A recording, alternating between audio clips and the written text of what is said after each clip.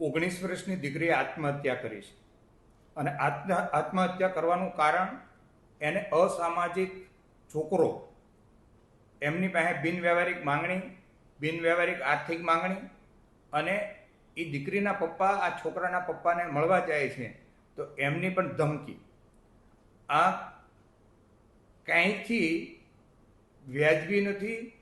સખતમાં સખત આને સજા થવી જોઈએ. એ માટે મુખ્યમંત્રીને, ગૃહમંત્રી હસભાઈને અને પોલીસ કમિશનર સુરતને અમે પત્ર લખ્યો છે. આવી રીતે સમાજના અનેક આગેવાનોએ પત્રો લખ્યા છે.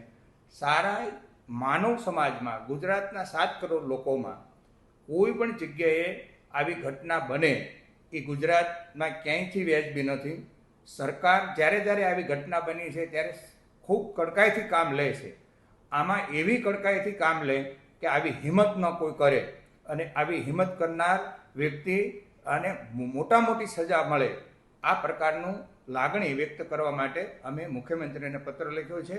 અને ગુજરાત સલામત છે અને સલામત રહેવું જોઈએ.